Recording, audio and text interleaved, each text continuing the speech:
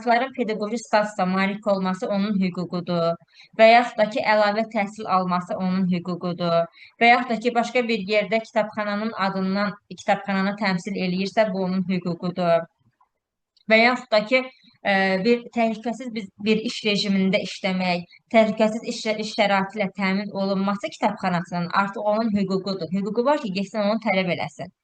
Amma kitabxanaya daxil olan və yaxud da ki, fonddan çıxarılan ədəbiyyatı işləmək, sənədləşdirmək, onun çotunu aparmaq artıq kitabxanasının vəzifəsi olacaq. Və yaxud da ki, oxuculara köməklik göstərilməsi artıq kitabxanasının vəzifəsi olacaq. Və yaxud da ki, iş başlayır saat 9-da, bitir 6-da, yəni kitabxananın iş rejiminə, saatına əməl eləməsi artıq kitabxanasının nəyi olacaq? Vəzifəsi olacaq. Və yaxud da ki, hər oxucuya öz yaşına uyğun davranılması, onlara informasiyanın verilməsi artıq kitabxanasının vəzifəsi olacaq. Bunlar da kitabxanasının vəzifəsi və yaxud da ki, hüquqları edir. Sonra gələk oxucuya. Biz demişdik ki, hər kəsin kitabxanadan istifadə etmə hüququ var. Kitabxana bir tədbiri keçirirsə, oxucunun gedib orada iştirak etmək hüququ var. Bu artıq onun hüququdur.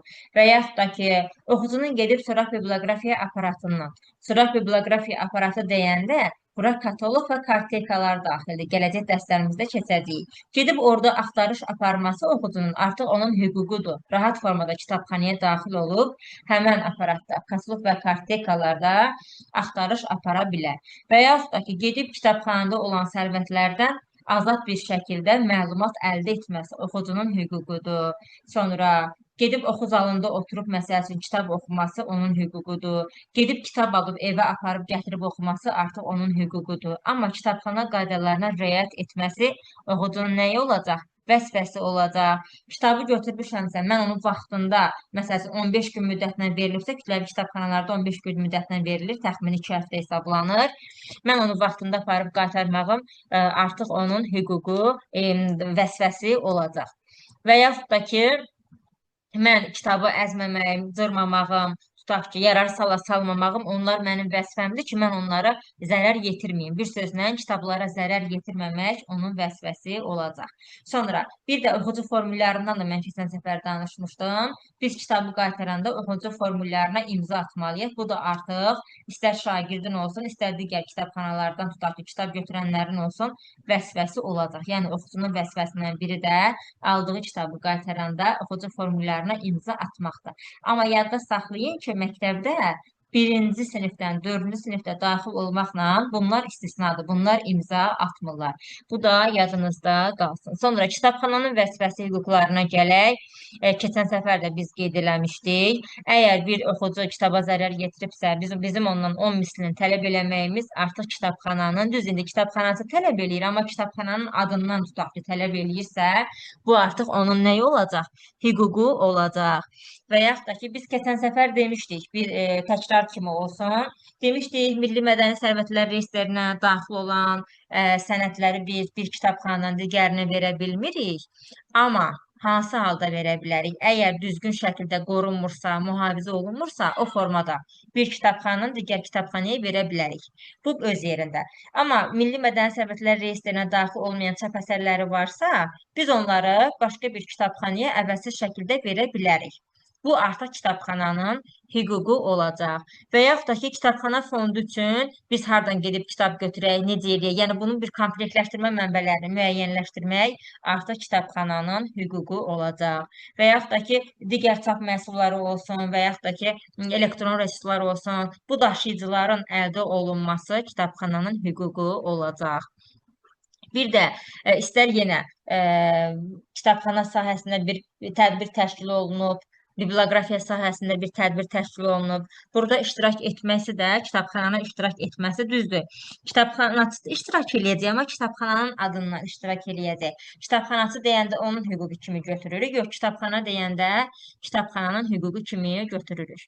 Sonra sənədləşdirmə işlərinin aparılması olsun, plan hesabatların hazırlanması olsun və yaxud da ki, kitabxanadır öz fəaliyyəti ilə əlaqədar yuxarı orqana, aidiyyəti quruma bir məlumat, hesabat verir. Bunun özü belə olacaq hüquq. Bunu bir dənə də xatırladım sizə. Bəzən bunu da qarışdırırlar. Öz fəaliyyəti haqqında aidiyyəti quruma hesabat vermək olsun, ümumi bir sənədləşdirmə iş aparmaq olsun olacaq hüquq. Amma biz fonddan kitab çıxardanda, onu sənədləşdirəndə, onun çotunu aparanda bu olacaq vəzifə. Testlərdə rast gələcəksiniz, bunu qarışdırmayarsınız. Gəlin indi kitabxanaların vəzifələrinə. Kitabxanaların vəzifəsi nə olacaq? Təbii ki, ilk növbədə oxuculara hər cür şəraiti yaratmaq, məlumat azadlığını təmin eləmək. Bu, kitabxananın da, kitabxanaçının da vəzifəsidir. Məlumat biblioqrafiya aparatını yaratmaq, elektron bazanı yaratmaq, bu artıq nədir? Kitabxananın vəzifəsidir. Ayda bir dəfə sanitariya günü keçirmək, ayın axırı keçirilir. Bu, kitabxananın vəzifəsidir. Ədəbiyyatı həm elmi cəhətdən işləmək, həm texniki cəhətdən işləmək. Mən bununla bağlı videoda çəkmişdim. Gələcək dərsdə də danışacağıq. Məsələn, cibliyin yapışdırılmasıdır, müddət vərəqinin vurulmasıdır, inventar nömrənin yazılmasıdır, ştampın vurulmasıdır, texniki cəhətdən işlənmədir. Amma biblioqrafik təsvirin yazılmasıdır, təsnifləşdirilmənin aparılmasıdır. Bunlar isə kitabların elmi cəhətdən işlənməsidir. Bax, bu proseslərin hamısı kitabxananın vəzifəsi hesab olunacaq.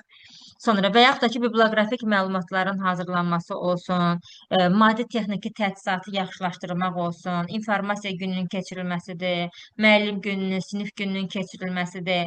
Bunların hamısı kitabxananın vəzifəsi hesab olunacaq. Bunu yadda saxlayarsınız. Sonra qeyd eləmək lazımdır ki, mən bayaq qeyd elədim, neçə gün müddətinə verilir kitablar. Bir də təkrarlayaq. Dərslikdir, dərs vəsaitidir. Bir tədris ili boyunca verilir. Bədi ədəbiyyat 1 ay boyunca verilir. Dövrü nəşrlər isə 15 gün müddətinə verilir. Amma bayaq da qeyd elədim. Qiymətli nəşr olsun, soraq xarakterli məlumatlar olsun, lüğətlərdə, ensiklopediyalarda. Bunlar isə yalnız kitabxananın daxilində istifadə edilməsi üçün icazə verilir. Bir də yadda saxlayın. Məktəbin direktoru belə olsa, gəlib bizim işimizdən kənar bizə iş tapşıra bilməz. Kitabxanaya aid bir işdirsə, hə, biz onu görməliyik, görəcəyik. Amma kitabxananın kənar bir işdirsə, o haqqı yoxdur ki, gəlsin bizdən belə bir şey tələb eləsin. Yəni, buna icazə verilmir. Və yaxud da ki, tamamilə başqa bir tədbirdə, kitabxanaya aid olmayan bir tədbir gəlib kitabxanaya desin, keçir, yox, buna da icazə verilmir. Bunu da yadda saxlayın. Maddi texniki bazanın və yaxud möhkəmləndirilməsi dedik. İndiyə nə qədər eşitmişik bu sözü. Kitabxananın maddi texniki bazasının yaxşılaşdırılması üçün, inkişaf elətdirilməsi üçün. Bəs bu maddi texniki baza nə deməkdir? Kitabxanada nə görürük? İstər sənəd olsun, istər oxucu olsun, kitabxananın binası olsun, kitabxanası olsun, hamısı maddi texniki baza deməkdir. Yəni bizim dediyimiz kitab formülləri da, uçotda, kompüterdə, skannerdə, istər elektron resurs olsun, istər çap məhsulları olsun, istər şöbələrin özü olsun, fərqi yoxdur, istər oxu zalı olsun, istər abonement şöbəsi olsun. Hamısı maddi texniki baza deməkdir. Bunu yadda saxlamaq lazımdır. Kitabxananın iş rejimi hansı sənədlərə əsasən tənzimlənir? Yadda saxlayın. Kitabxananın iş rejimi əmək qanunvericiliyinə əsasən, bir də ümumi təhsil müəssisəsinin nizamnaməsinə əsasən müəyyənləşdirilir.